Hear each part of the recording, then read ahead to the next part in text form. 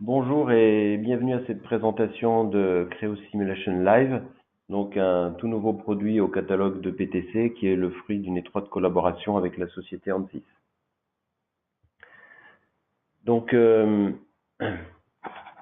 m'appelle Thierry Simon, je suis chez PTC dans l'équipe avant-vente et je suis basé à Toulouse. Et je suis aujourd'hui spécialisé sur les outils de conception et de simulation de PTC. Donc, vous avez ici mes coordonnées si vous souhaitez me joindre. Donc, on va parler aujourd'hui des challenges de la simulation, du partenariat avec Ansys, bien sûr, qui a donné naissance au produit dont on va parler aujourd'hui, qui s'appelle Creo Simulation Live. On verra ensuite une vue d'ensemble du produit et quelques démonstrations. On parlera ensuite du statut et du calendrier, à savoir où en est le produit aujourd'hui, quelles sont les dates de sortie, sur quelle version de Creo il sera disponible, et voilà. Et on verra ensuite comment démarrer l'utilisation de ce produit. Il y a une campagne de test qui a été mise en place par PTC. On verra tous les outils justement qui sont disponibles pour vous aider à tester cette solution et la prendre en main.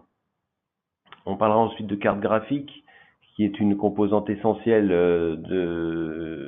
du fait que la technologie utilisée par Creo Simulation Live utilise cette carte graphique pour faire des calculs et pour présenter les résultats.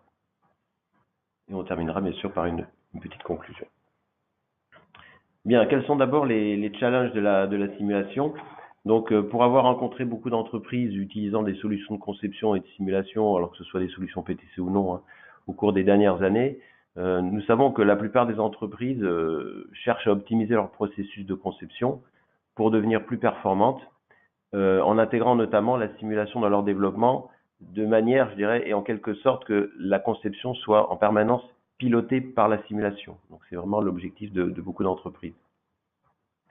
Ces entreprises voient un réel intérêt à faire de la simulation, mais elles rencontrent néanmoins des difficultés pour l'intégrer de manière efficace et continue dans le processus.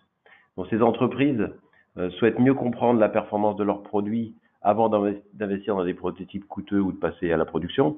Elles souhaitent également pouvoir étudier un plus grand nombre d'alternatives ou de solutions techniques, de trouver de nouvelles solutions techniques dans le but de favoriser l'innovation et de se démarquer de la concurrence.